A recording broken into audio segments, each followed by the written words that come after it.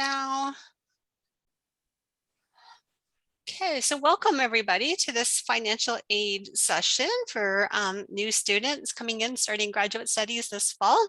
We're so happy that you've been able to join us. We might have a few more people popping in, but that's great. That will be totally fine. So I am Lori Collette. I work in the School of Graduate Studies, and I have with me Stephanie Belfry, who's the manager of the School of Graduate Studies, Amy Curtin and Danielle Aspen, both from the Financial Services Office from Financial Aid. And before we get going, I'm just going to do a brief land acknowledgement to acknowledge these lands where we study. We are on the Mississauga and Anishinaabe territory. We offer our gratitude to these First Nations for their care and their teachings about our earth and our relations. May we honor these teachings. Okay. I don't know if I have much else to say in terms of housekeeping needs, because we do have Amy here that if you have a question, feel free to type it into the question and answer feature at the bottom of your screen. And she's going to monitor that. If they're very grad studies specific, it will be probably staff that will answer, or me if I can. And we'll try to save them to the end, but if it's very specific to a certain topic that Danielle is covering, we might just jump in and answer them then, but mostly that will be Amy doing that. So welcome everybody, thanks for joining us, and yeah, over to you, Danielle. You can go ahead and jump into your presentation.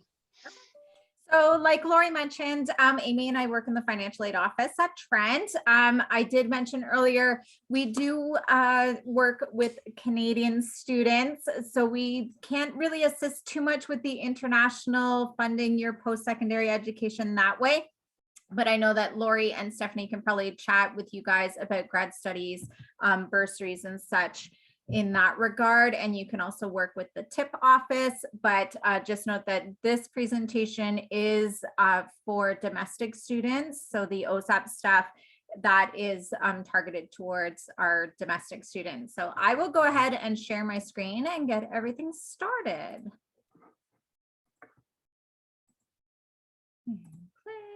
All right, so this is my first time doing this presentation. Our colleague that normally does it, she has retired, luckily. So you'll have to bear with me. It's very new. It's not my setup. So if I stammer or I struggle, that's just because it's new to me. So the main thing here, the first question is, what is OSAP? If you're not familiar with the program, it is the Ontario Student Assistance Program. It is a combination of loans and grants. So grants, that's money that you don't have to pay back. And the loan is the portion that you do need to repay. The grants will remain grants as long as you stay in good standing with OSAP. So that means that you pass all your courses, you file your income taxes, and you stay in good standing. Then your grants will remain that free money, and you'll only need to repay your student loan. When you apply for your OSAP, you're automatically considered for both loans and grants. And if you decide that you do not want to take the loan, you will have that option under your funding summary. So after you are assessed for funding, you will then go ahead and see that there is a no loan option. And that means that only the grant funding would be released out to you up until a certain date. So if you do start to experience some hardship over the winter, you can remove that no loan option, and then that loan would be released out to you. OSAP is intended to supplement your educational costs. So you can see there it says OSAP can help you pay for. So tuition, books, and equipment, that's all information that's provided by the school into the OSAP application. You're assessed for a living allowance if you're a full-time student. So that is part of the OSAP application. They'll ask you where you're living, if you're living at home or if you're living away from home. And then childcare. So if you are a student who has children, that information does go in there as well. So OSAP's a combination of different variables that they are looking at when they assess you. And as I mentioned earlier, OSAP is open to Ontario residents. So it doesn't matter your age, mature students coming straight from high school. That's all part of the status portion of the OSAP. So Canadian citizens, permanent residents, or protected persons. This is our contact information. So you can see graduate students, all of your OSAP questions will be addressed by us. So the financial aid office does all of the OSAP side of things, and then the graduate studies office will take care of the bursaries and scholarships and your student account. So you can chat with them about that, but you can also chat with the student accounts office once billing has been applied. They will be the office that you will be remitting your payment to, either through OSAP or yourself. And their contact is studentaccounts@trentu.ca. You can see our information there, financial aid at trentu.ca. We also have the OSAP application deadline dates posted there. Ideally, you want to do your OSAP application sooner than later, so try not to wait too late. The fall only, so if you're only studying for the fall term, that's in November. The fall winter, so if you're studying for those 2 terms, it's in March. And then in the summer, it's in July. Graduate students, so this one here is just meant for you to understand what the OSAP program is. So you want to make sure that you're reading and understanding all of the application and what is expected of you as a student who is taking a loan from OSAP.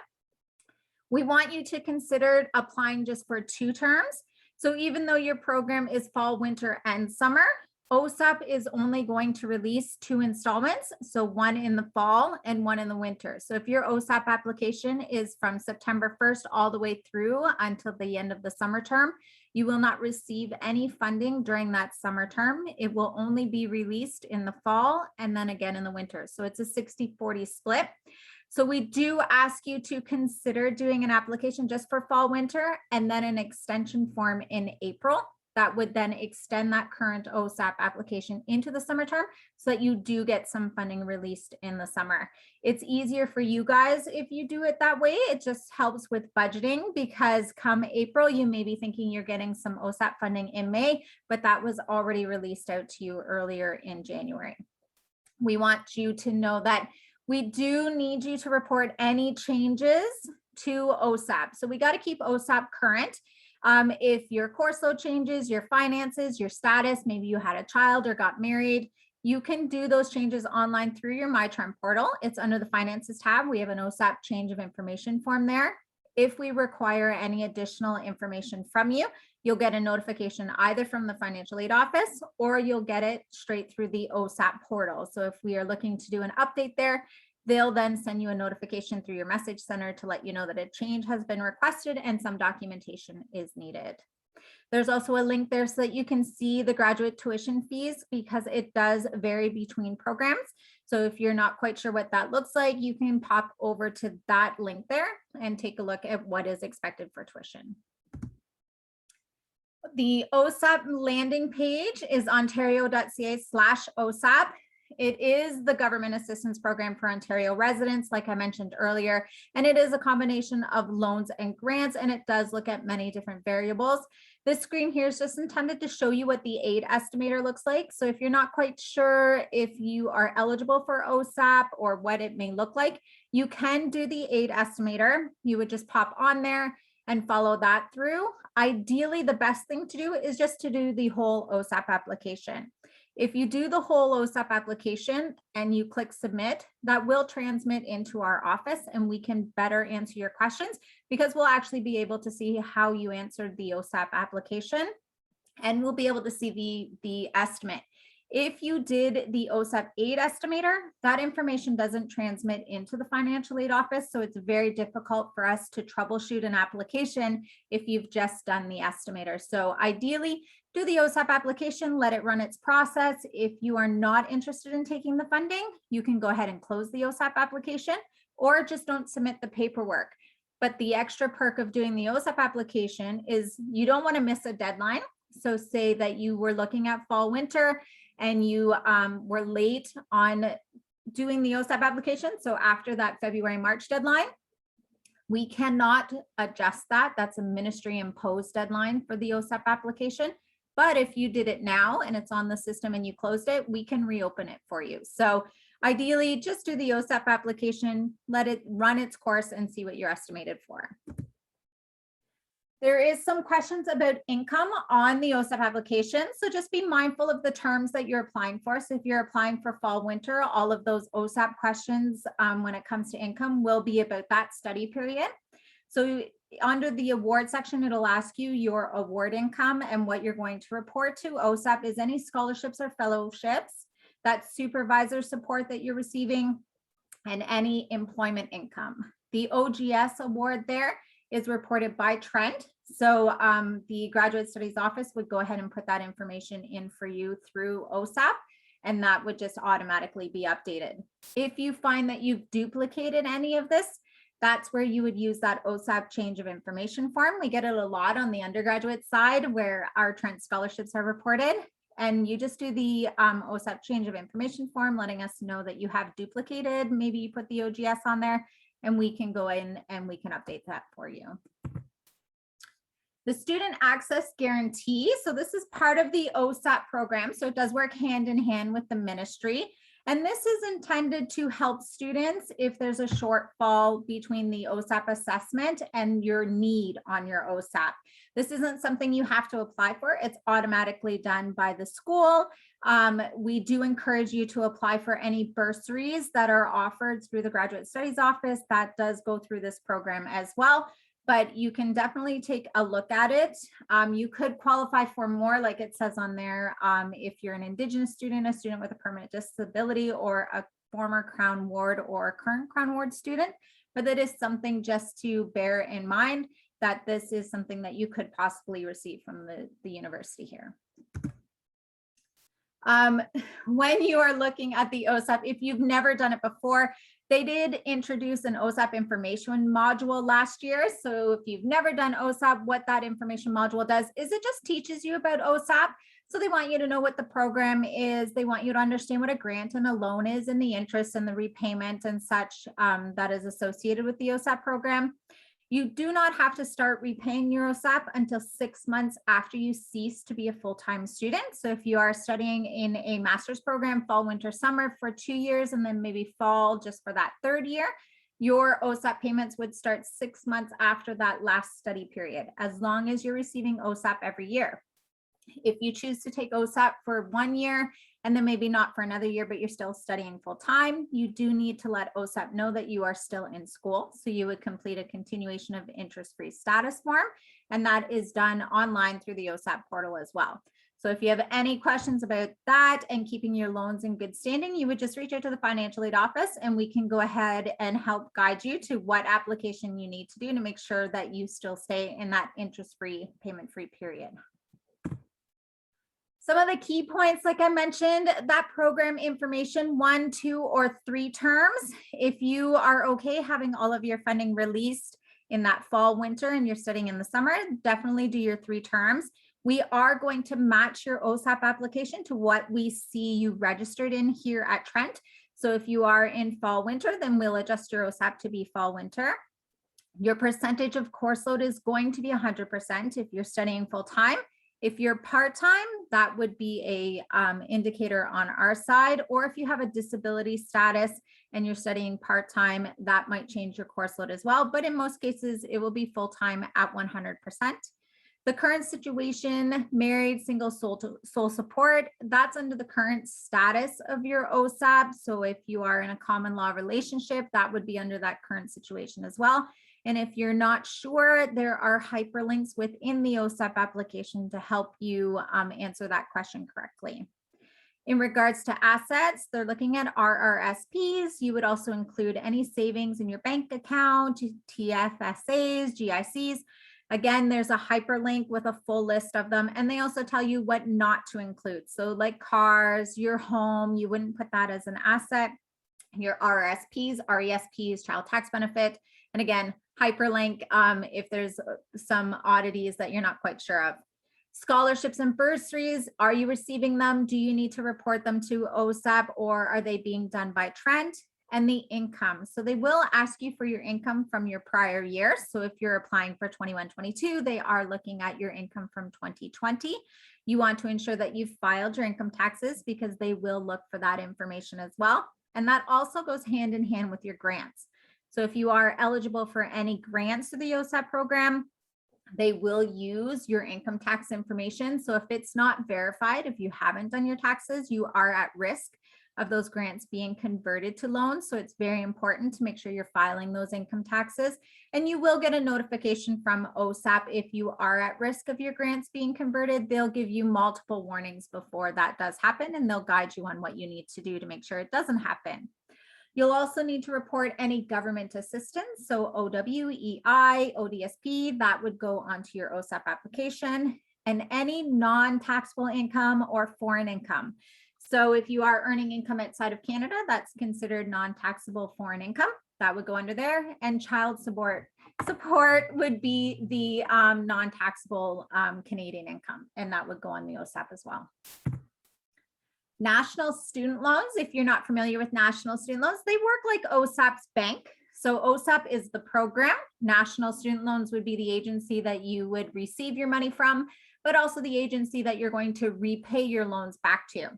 So when you do OSAP, you will have some documentation. If you haven't done it before and it's your first time, you'll have some signature pages that will need to be done, but you'll also need to register an account with National Student Loans, and you'll do that by completing the Master Student Financial Assistance Agreement. So this is done electronically. It used to be paper and multiple pages, but you would register an account with National Student Loans and you would put your bank account information in there, and that bank account would stay with you during your entire studies here at Trent. You may be asked to update it if you do change schools, but that would be the bank account the money would be deposited into when OSAP is released, and the bank account that you would pay back to National Student Loans when you go into repayment. As I mentioned earlier, your loan repayment starts 6 months after you cease to be a full-time student, and that you'll receive notifications. So if you do study fall, winter, summer, you probably won't see this loan repayment notification.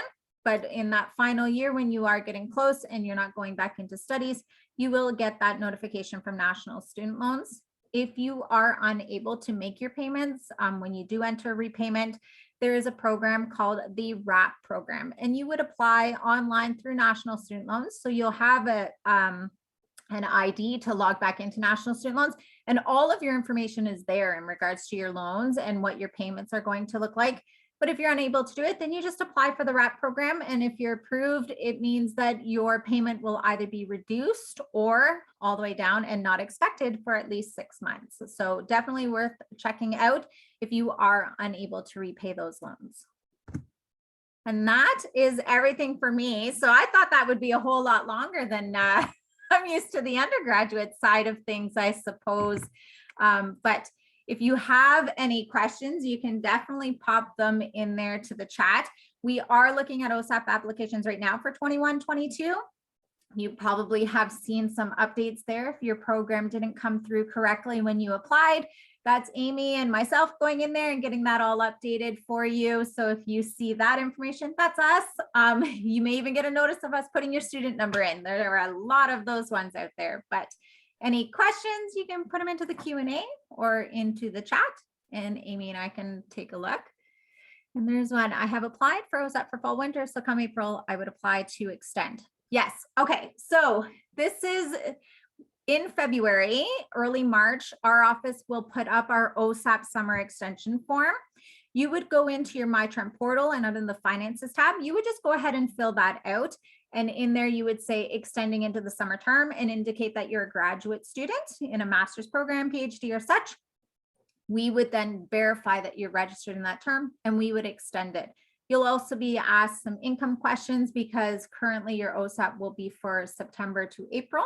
We're extending, we need to update all of that income as well. So just watch for that at the end of February and early March. Oh, and the second part, yes, you have to apply for OSAP every year. So it doesn't automatically renew. You do have to apply every year that you want to be considered.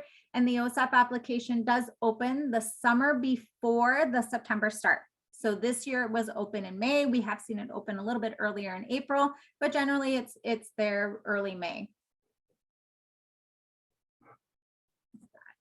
Everything? I think so. It's a lot of information about OSAP quite quickly, but I can go ahead. Amy, do you want to just pop our email back in there for them? And then if you do have any questions, you can definitely email us. At this time of the year, email is best. to get a hold of us. A lot of us are still working remotely for the time being, and our VPN for our phones is not always reliable. So it does drop quite frequently, but definitely send us an email. You'll hear back from us within 24 to 48 hours, and we can help you out, and we can try and get you by phone, but it's not always the reliable choice at this time.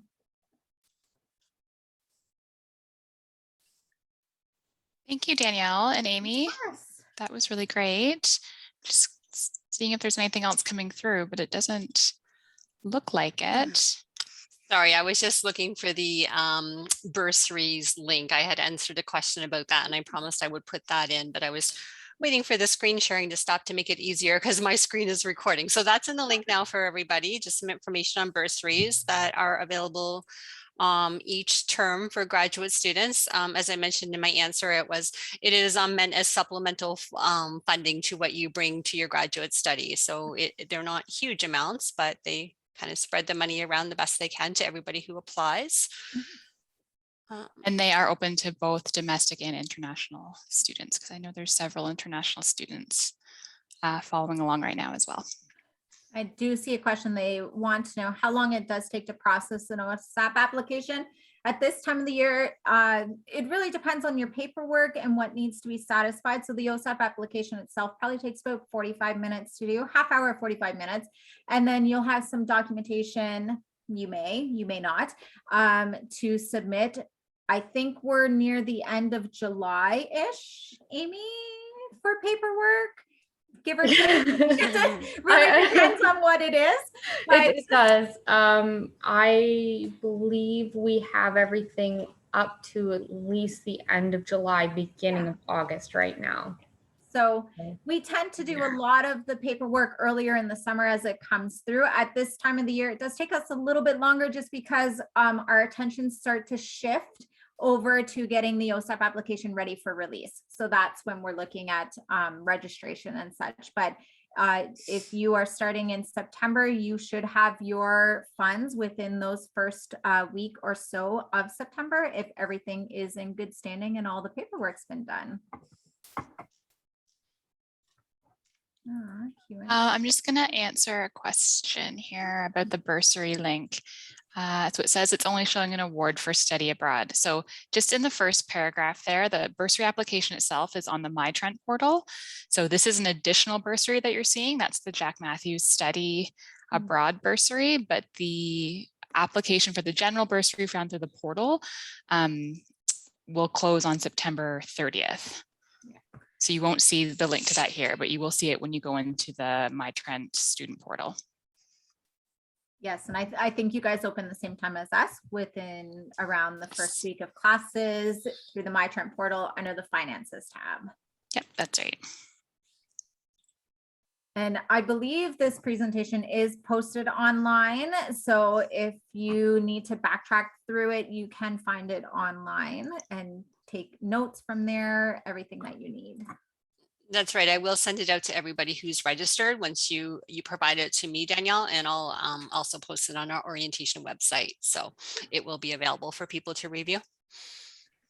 So it says, if your grad program only requires you to complete 2 courses over the 2-year program and you take both in the first year and get full-time OSAP. If you're not studying in that second year, then you wouldn't need to apply for OSAP. So the question was 2 courses over a 2-year program and you take both in the first year to get full-time OSAP, so you don't take any the next year. Can you apply for OSAP the second year? You have to be registered as a full-time student to apply for OSAP, or you can be a part-time student as well. If you're taking both in the first year to get that full-time status, then maybe in the second year you're not full-time, but we can definitely look at that when you get closer to the second year. She might be referring to just finishing the coursework and then she's just working on her thesis after that. So she would still be registered as a full-time or part-time student, but the coursework would be done. So yeah.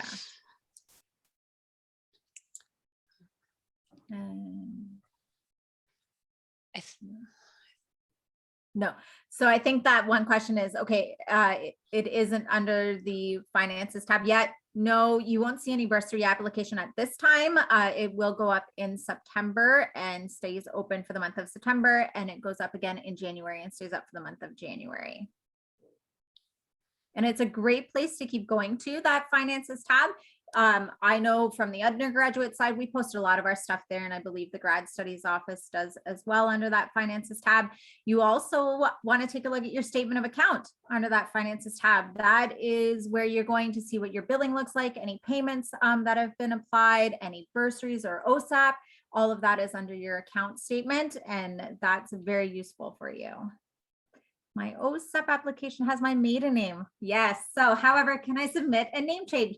Yes. So ideally with OSAP, you want to make sure that the name that is on your SIM card is the name that your OSAP is in. If you have gotten married and you've updated your SIM card and have a new name on that, then you would change that with OSAP and you would send in your marriage certificate. You can also just send in the name change information that you got when you updated your SIN with the new name. But when you do the OSAP and you change your name, it will tell you what required documents, and you can upload them direct into your OSAP to come into our office.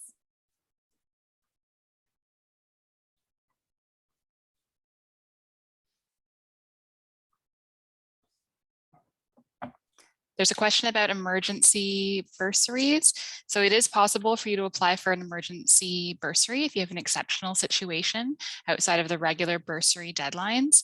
This question is about expense receipts and not being available during the bursary application window. I would suggest applying with the information that you have available, and you can always provide supplemental documents if you need to.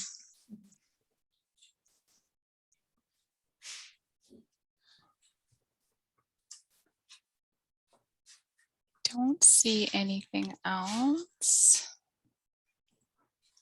coming through. The one in the chat said, can you please clarify as to what income sources need to be reported on OSAP? There is quite a few, so they're looking at your income. If you're still a dependent student, they'll ask for parents' income. They want, if you're working outside of Canada, any foreign income. If you're receiving any non-taxable income, that goes on there. When you get to the income section, there is hyperlinks all the way through it. If you're not sure, you can save the OSAP application and definitely reach out to the financial aid office. We would rather you do that than to put something in. It's a little bit harder to take stuff off of OSAP once you click submit, because you can't go in and do those changes. They have to come through our office, but save at any point.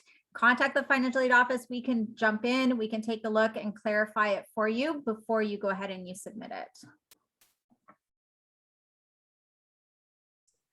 I was just typing an answer into the question about when the registration charges will be applied to the statement of account. But maybe I'll just answer that live. Steph, you can just back me up if you want. September 28th is the date that tuition is due for all research-based programs. And I think usually that's applied to the student account about a week before that, usually the third week of the month. And then for professional based programs, the tuition for the fall term is due the first of the month, September 1st. And I believe it would be the same. That's where I just need your backup stuff. It's usually a week before, right? That it would be applied to the Billing account. should be going on hopefully within the next few weeks. It may even be on by the end of August. But for I'm losing the word, for thesis students who are getting funding, that gets applied the third week of September. I think that's probably what you're thinking, Lori, but Okay. The billing should be going on shortly in the next couple of weeks. Finance is working on that now. Okay, so hopefully that answers that question.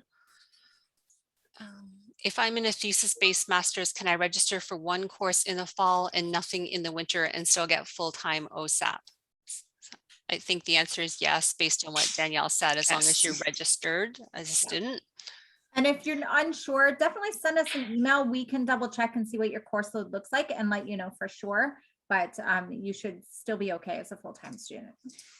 Research students often have very limited courses, but they're still considered full-time if that's the registration status, because they're making full-time progress towards completion. Mm-hmm. So yeah, absolutely. So apart from the GTA, is there any job opportunity in Trent University for AMOD MS students? There are academic assistant positions that may be available, and a variety of other positions within the university, but it's only students in the research-based programs that get offered the graduate teaching assistantship as part of their offer of admission. So I think if you want to see those positions that Steph was just talking about, I think if you go to the human resources site, is that where those would be found, or is it under the Dean's website? Dean's So the site? academic Admin. assistant positions are posted on the department website. So if there's a specific department that you're interested in working for, a specific undergraduate department, you can check their website for their postings. But on the human resources page, you would also find marking positions and those types of positions as well. Course demonstrators and lab demonstrators and that kind of thing would be listed under the QP section under HR. I don't see any more questions in either the chat or Q&A. If anybody has any last minute questions, you can throw them in now, or you can always get in touch with any of us by emailing graduate@trentu.ca. And I think Danielle's contact information was in her presentation as well.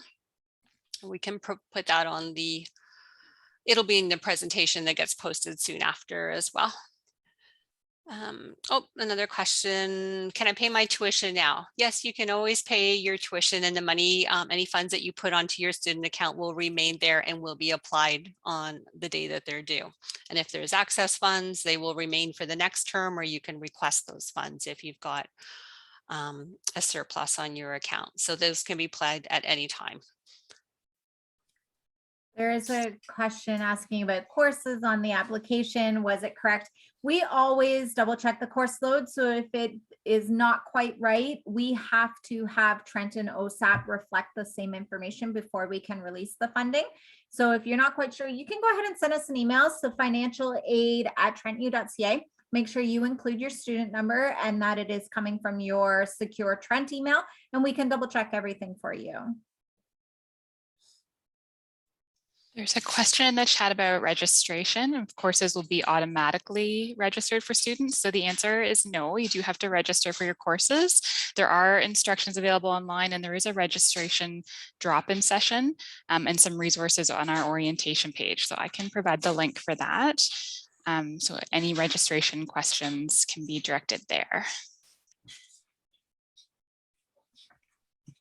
Yeah, so the drop-in session that Steph is talking about, it's just a drop-in. So it's not like this event. You can just drop in and ask the registration officer if you're having any difficulties with registration.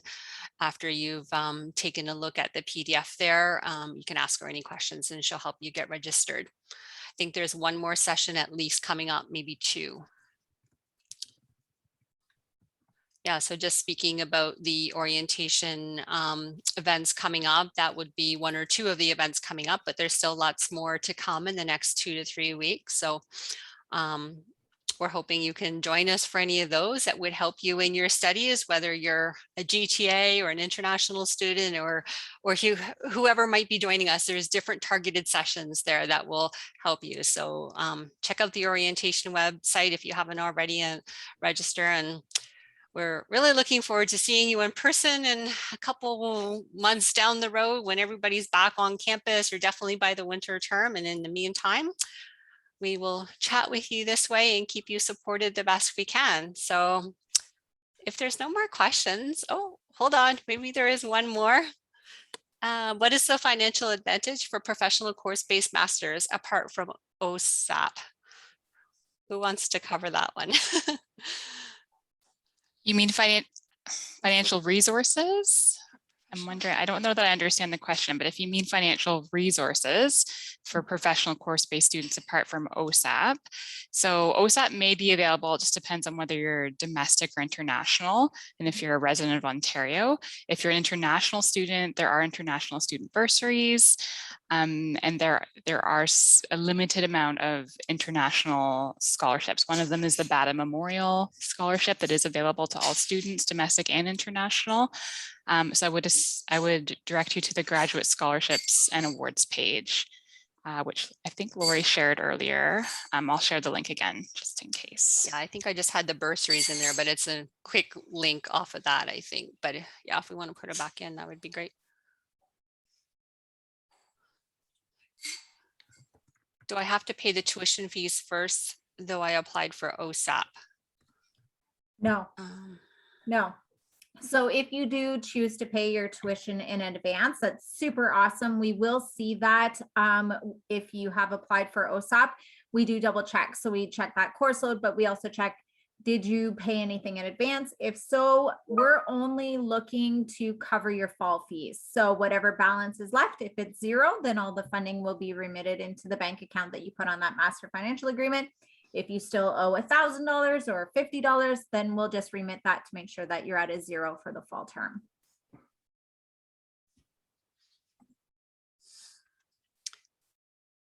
Okay, well, if there's no other questions, maybe we'll just leave it there and know that you can reach out to any of us if you think of anything after we have ended this call. Yeah, and thank you so much everyone for joining us. Thank you, Amy and Danielle, for the presentation and answering questions for us. Great. Yeah, Thanks for having us. Thanks so much. have a great day, everyone, and hopefully we'll see you again in another session.